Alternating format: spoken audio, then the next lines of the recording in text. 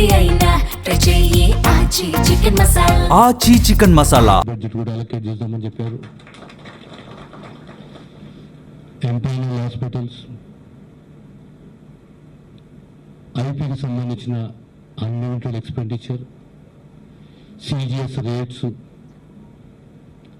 అదంతా ఒకటైతే ఓపీకి సంబంధించి, అవుట్ పేషెంట్కి సంబంధించి ఈరోజు 12 వెల్నెస్ సెంటర్స్,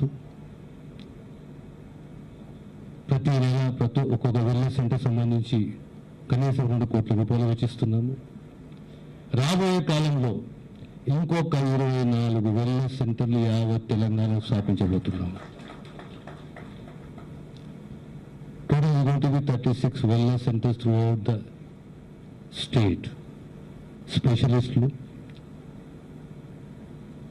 ఆ ప్రొఫెషనల్ హెచ్ఆర్ హ్యూమన్ రిసోర్సెస్ 44 మంది, డ్రగ్స్, డయాగ్నాస్టిక్స్, ఇవన్నీ కూడా ఓపీఏ కానీ ఐపీఏ కానీ, ఐపీ అంటే ట్రస్ట్ ద్వారా, ఓపీ అంటే ప్రభుత్వ బాధ్యత. ఈ రకంగా మీ ఆరోగ్య పరిరక్షణ ప్రభుత్వ బాధ్యత కనుక మీ అందరి ఈరోజు మరొకసారి అభినందనలు తెలియజేస్తూ, ఎలాంటి రాజకీయాలకు తావేయకుండా, ఎలాంటి అనుమానాలకు తావేయకుండా ప్రతి కుటుంబాన్ని ఆదుకునే బాధ్యత ఈ ట్రస్ట్ పైన ఉన్నది, అంటే ప్రభుత్వానికి పైన ఉన్నది, మీ పైన ఉంది. కనుక మనమందరం ఒక కుటుంబం. చిన్న చిన్న విభేదాలు ఉంటాయి, సహజమే. కానీ అందరం కలిసి ఈ ట్రస్ట్ సేవలు విజయవంతంగా ముందుకు సాగుతాయని విశ్వసిస్తూ మిమ్మల్ని అభినందిస్తూ సెలవు తీసుకుంటాను. వైద్య ఆరోగ్య శాఖ మంత్రులకు ధన్యవాదాలతో ప్రజాప్రభుత్వం శ్రీకారం చుట్టకముందే వారి మనసులో ఆకారం దాల్చింది ఈ ట్రస్ట్ అని వేదికపై ఉన్న ఉద్యోగులు, అధికారుల సంఘ పెద్దలు చెబుతూ ఉన్నారు. పెద్దలు చెప్పిన మాట ఈ రోజటి ఆరోగ్యపు బాట. ఉద్యోగులు, అధికారులు, సిబ్బంది అందరికీ మేలు చేకూర్చే ట్రస్ట్ వారి కాంట్రిబ్యూషన్తో శ్రీకారం చుట్టుకున్న సందర్భంలో ముఖ్య అతిథి గారిని మిత్రుడు జాకబ్ గారు స్వాగతిస్తారు. It's a great honor to welcome Honorable Deputy Chief Minister of Telangana, Sri Mallu Bhatti Vikramarka Garu. Sir, you have played a pivotal role in strengthening the state's fiscal management, accelerating infrastructure development and advancing welfare-oriented governance. We are deeply honored by your gracious presence and extend our heartfelt welcome, and I request you to speak on this beautiful occasion. గౌరవ వైద్య ఆరోగ్య శాఖ మంత్రులు శ్రీ దామోదర రాజనరసింహ గారికి, అట్లాగే రాష్ట్ర ప్రభుత్వ chief secretary గారికి, స్పెషల్ చీఫ్ సెక్రటరీ జిఏడి ఎక్క గారికి, finance principal secretary Sandeep Sultania గారికి, మెడికల్ హెల్త్ సెక్రటరీ క్రిస్టినా గారికి, హనుమంత్ గారికి, ముఖ్యంగా ఉద్యోగ సంఘాల జేఏసీ నాయకులు జగదీశ్వర్ గారికి, శ్రీనివాస్ గారికి, ఇతర జేఏసీ కార్యవర్గ సభ్యులందరికీ, వివిధ సంఘాల నాయకులకి, రాష్ట్ర వ్యాప్తంగా ఉన్నటువంటి ఉద్యోగ వ్యవస్థలో పనిచేస్తున్న ప్రతి ఉద్యోగికి, కుటుంబ సభ్యులకి, పాత్రికేయ మిత్రులకి, మీ అందరికి కూడా ముందుగా నా హృదయపూర్వకమైనటువంటి నమస్కారాలు. ఈరోజు మనం ప్రారంభం చేసుకునేటువంటి న్యూ ఎంప్లాయీస్ హెల్త్ స్కీమ్ అనేది, ఇది కేవలం ఒక పథకాన్ని మనం ప్రారంభించుకోవటం ఒకటే కాదు. తెలంగాణ రాష్ట్ర చరిత్రలో ఒక నూతన అధ్యాయానికి ఈరోజు మనం ప్రారంభం మొదలుపెట్టాం. రాష్ట్ర వ్యాప్తంగా ఉన్నటువంటి దాదాపు 8 లక్షల మంది ఉద్యోగులు, పెన్షనర్సు, 9 నుంచి 10 లక్షల వరకు ఉన్నటువంటి వారి మీద ఆధారపడి ఉన్నటువంటి డిపెండెంట్స్కి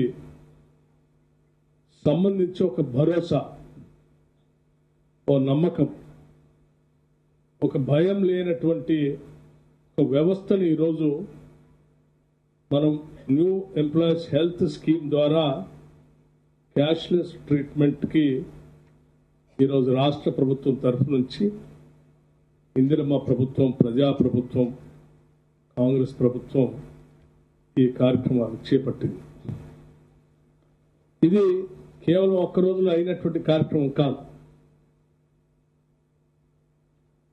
ప్రభుత్వాలు పనిచేస్తున్నటువంటి ఉద్యోగ సంఘాలు, ఉద్యోగస్తులు అందరూ కలిసి రాష్ట్ర ముఖ్యమంత్రి గౌరవ రేవంత్ రెడ్డి గారిని, ఈ క్యాబినెట్ని కలిసి ఒక విజ్ఞప్తి చేశారు.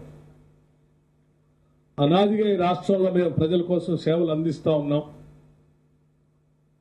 దురదృష్టవశాత్తు ఏదైనా జరిగితే ఆ వైద్యానికి సంబంధించినటువంటి ఖర్చుని మేము భరించలేనటువంటి పరిస్థితిలో ఉన్నాం. భరిస్తే కూడా దాన్ని అప్పులమయంగా తెచ్చుకొని తీర్చలేనటువంటి దుస్థితిలో కూడా ఉన్నాం. సమయానికి డబ్బులు లేకపోతే హాస్పిటల్లో వైద్యం చేయలేనటువంటి పరిస్థితి కూడా ఉంది. కాబట్టి రాష్ట్ర ప్రభుత్వం చేపట్టే అనేక ప్రజా సంక్షేమ కార్యక్రమాలని, పరిపాలన సంబంధమైనటువంటి అంశాలని కింది స్థాయి వరకు మేము డెలివరీ మెకానిజంలో మా బాధ్యత పూర్తి స్థాయిలో నిర్వహిస్తూ రాష్ట్ర ప్రభుత్వ కార్యక్రమాలను విజయవంతం చేయడం కోసం ప్రయత్నం చేస్తున్న ఈ సమయంలో మాకు, మా కుటుంబ సభ్యులకు కూడా ఒక భరోసాని రాష్ట్ర ప్రభుత్వం కల్పించాలని విజ్ఞప్తి చేసినప్పుడు ఈ ప్రభుత్వం ఒక కేబినెట్ సబ్ కమిటీని నియమించి రాష్ట్ర ప్రభుత్వంలో పనిచేస్తున్న ఉద్యోగ వ్యవస్థ, వారి కుటుంబ సభ్యులు మొత్తం కూడా మన కుటుంబ సభ్యులే, వారందరి యోగక్షేమాలు కూడా చూడాల్సిన బాధ్యత మనదే అని ఒక ఆలోచనని ఈ కేబినెట్ నిర్ణయించి ఈ కేబినెట్ సబ్ కమిటీకి ఒక బాధ్యత చెప్పింది. కేబినెట్ సబ్ కమిటీ చైర్మన్ గా నేను ఫైనాన్స్ డిప్యూటీ సీఎం గా బాధ్యత తీసుకొని నాతో పాటు సహచర మంత్రివర్గ సహచర సభ్యులు శ్రీ దుద్దెల శ్రీధర్ బాబు గారు, పొన్నం ప్రభాకర్ గారు, కేశవరావు గారు సుదీర్ఘంగా మీ అందరితో చర్చించాం. రాష్ట్ర ప్రభుత్వంలోని ఉద్యోగస్తుల సమస్యలన్నింటినీ కూడా పరిష్కారం చేయడం కోసం సమన్వయంతో కలిసి ఏ రకంగా ఈ నిర్ణయాలు తీసుకోవాలి, ముందుకు పోవాలన్నటువంటి ఆలోచనతో అనేక సమావేశాలు ఏర్పాటు చేశాం. ఆ సమావేశాలలో చాలా విధానపరమైన నిర్ణయాలు కూడా తీసుకున్నాం. అనేక విధానపరమైన నిర్ణయాల్లో ఒక ప్రధానమైన నిర్ణయం ఈ న్యూ ఎంప్లాయీస్ హెల్త్ స్కీమ్ అనేది కూడా ఒక ప్రధానమైన నిర్ణయం. ఈ ప్రధానమైన నిర్ణయం తీసుకోవటం కోసం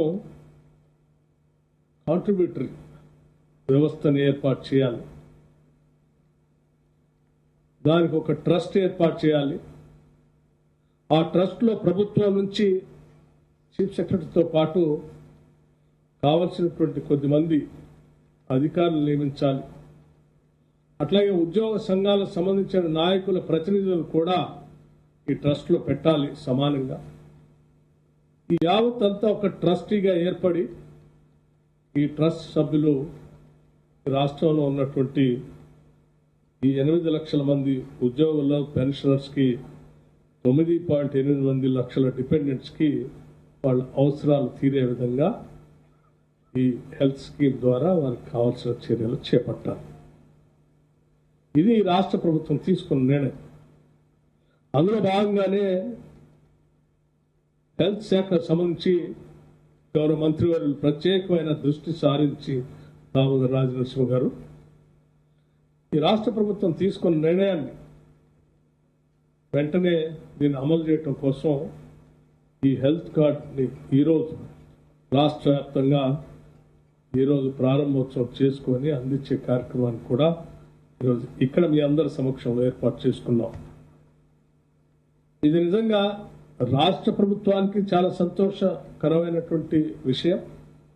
అట్లాగే రాష్ట్ర ప్రభుత్వంలో పనిచేస్తున్న లక్షలాది మంది ఉద్యోగుల వారి కుటుంబ సభ్యులు, పెన్షనర్స్, రిటైర్ అయినటువంటి వాళ్ళకు కూడా సంతోషకరమైనటువంటి వార్త.